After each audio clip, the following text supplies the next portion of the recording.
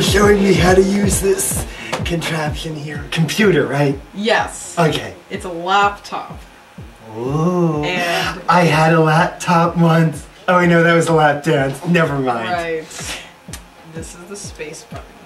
Okay. It allows the cursor to move forward without you actually writing anything. This is the enter button. Okay, and what's this little doohickey here? That's called a mouse. Where's the cat? No, there is no cat. Why not? Because that doesn't, that's just not the way it works. That's a wine bottle. I know. What does it do with the computer? Nothing, unless you want to be drunk while you're writing something. That sounds good. Yeah, I like that. You know, I like you. Of all of Fritz's friends, you're the only one I like. You remind me of what I was like at your age.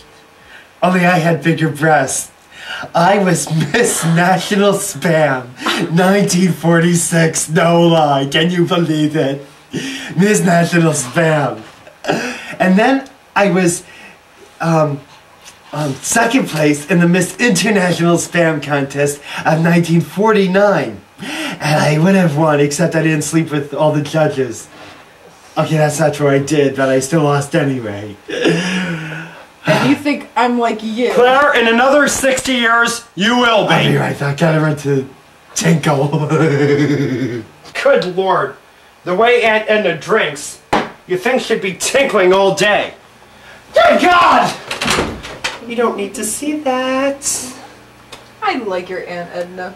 She's the only one in your family that likes me. Hey Fritz, I gotta show you this website I found the other day. It's called waterworksandwatersports.com. Why does that sound familiar? Waterworks and water sports. It's a porno site.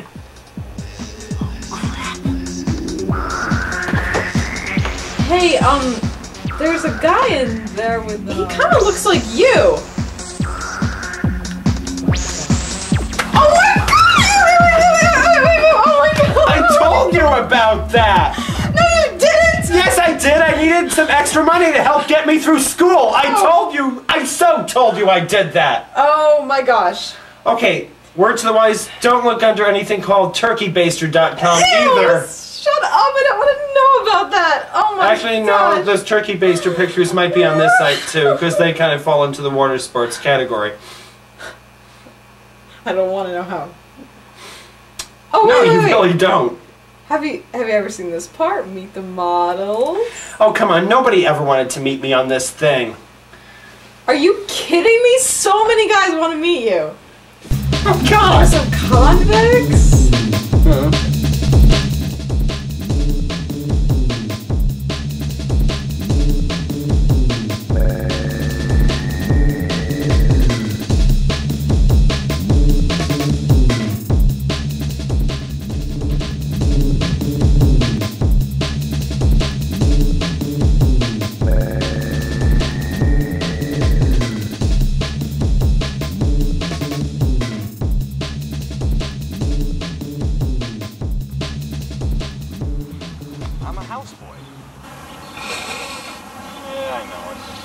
This couple, they're, you know, they're kind of old, like in their 70s, and, well, they're one of the original first porno stars ever, and they still need a fluffer. It's just, you know, you can imagine, right? Yeah, imagine. Think about it. And here's the moment I don't hate you again. Imagine fluffing a guy in his 70s. Only so he can have sex with his 70-year-old wife. Wife? Is this a gay couple or a straight couple? Well, it's hard to tell what she, he is. So, I haven't figured that out.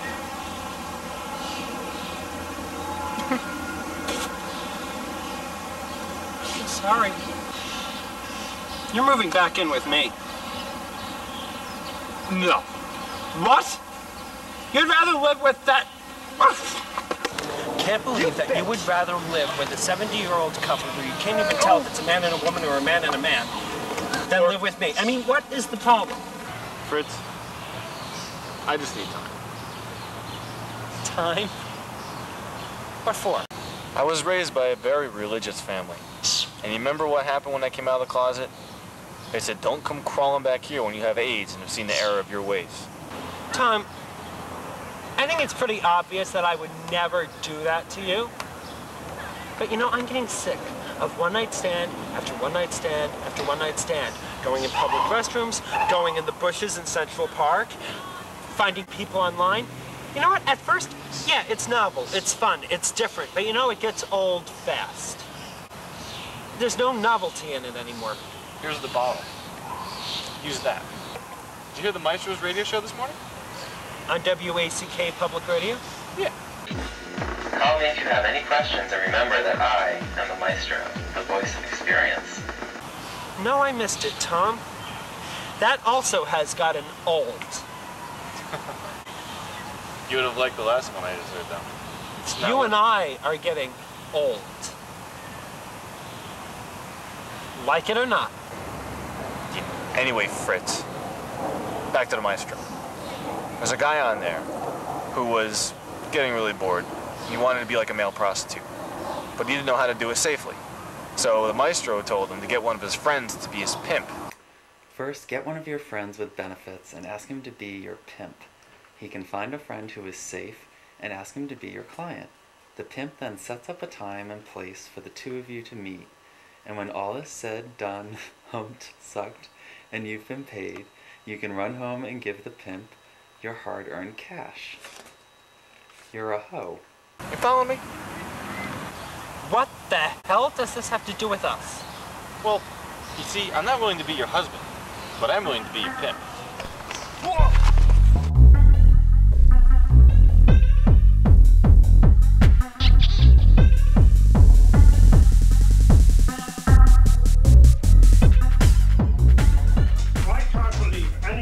Fantasize about being a prostitute. Well, I mean, really, who hasn't had that fantasy? Speaking as the card-carrying member of now, I can honestly say, no, I never have. I always had that fantasy. You always fantasized about being a prostitute? Yeah. You mean to tell me you're not one already? I mean, if you think about it, it's really like the ultimate form of validation. Now, a man is willing to pay to be with you? It's a typical male attitude. It's flattering. I think you've seen Pretty Woman a few hundred times too many. Oh my God, I love that movie. I love the movie. It never was. Okay, run that by me again. Originally, it was about a drug-addicted prostitute who finally died of an overdose. I guess that's one side of it, but I'm sure there are people out there, prostitutes, who tell you they relate more to a movie like Pretty Woman than Looking for Mr. Goodbar.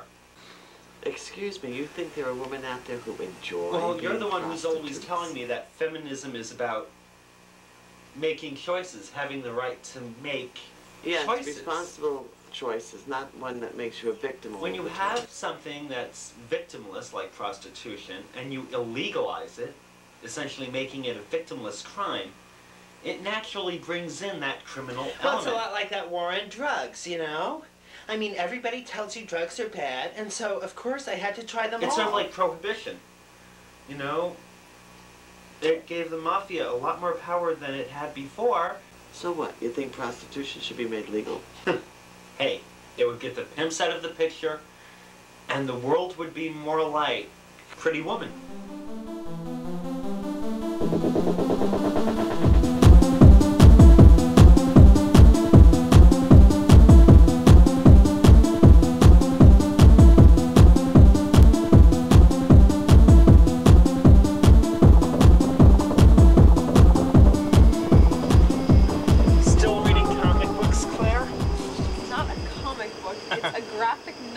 Whatever.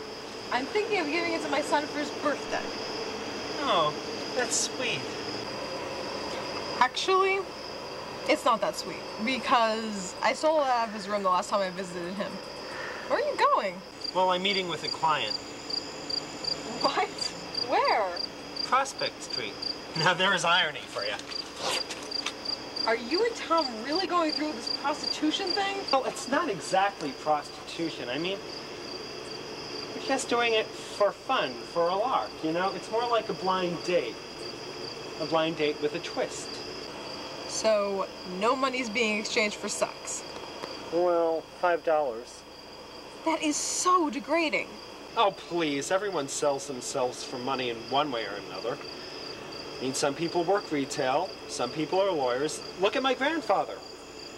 He made his living in the morally reprehensible business of pillaging companies to enrich himself, and yet he was respected. But a prostitute is vilified, demonized, You're not going to go on despised, another tirade about how drugs should be legalized in this country, are you? I mean, there are people that risk their lives every day to keep that crap from getting into this country. People like my what have you done boyfriend. with the Claire that I've known and feared all these years? I mean, this is a completely different tune from the one you were singing a month ago when you were dating the drug czar. I've evolved. People do that. They broaden their horizons. They expand. Kind of like your gut. You know, you should really think of flattening that before you charge somebody $5 to sleep with you.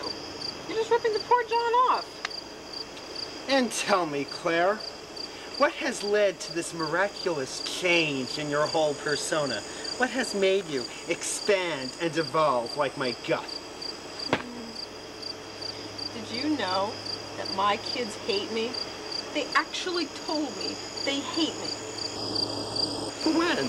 When I stopped by their father's houses on my birthday to collect my presents last Claire, weekend. your birthday was 5 months ago. But their fathers don't realize that. They're men. They don't notice things like that. I'm planning on having another birthday next month. And Claire, really, I mean, what's the big deal if they hate you? You hate kids anyway. No. Yeah? I don't like kids in general, but I love my kids. I didn't give birth to them. I didn't have an abortion. How quickly we forget. You had one in the 9th grade. The one thing in my life I actually regret, and you treat it lightly. You know, it seems to me, Claire, it would be more in keeping with your character if you'd had all your children aborted. It's not funny, Fritz. You're a guy. You have no idea what it's like. I remember lying on the table, motionless. I knew what was going on the whole time. And yet, at the same time, I had no idea what to expect. And then I heard the sound of the suction machine. And a part of me died with that baby, Fritz. A part of me died. But you made the right decision for Don't the you time. dare give me that condescending crap, you man. What? You heard me. God, you men never have to make decisions like this. Yet you feel perfectly free to weigh in at the drop of a hat. Claire, Ow! I am gay. I'm one of the good ones. Men are all the same. Damn I it! hate them all. Even you. Makes me want to find some big, busted, blonde bimbo to have my way with. Can't you just Claire, picture it, Fritz? What the hell are you trying to do? Well, usually at this point, the guy feels so guilty and is at the same time so turned on by the idea of me going lesbian that he goes out and buys me something pretty. Like a pony. Okay, let's try this again, Claire. I'm gay. I know, silly.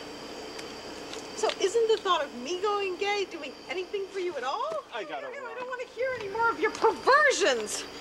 I'm just gonna sit here, read, and come. You're cute. Don't you mean graphic novel? Whatever. You're such a dork when you're using terms like that. Uh-huh.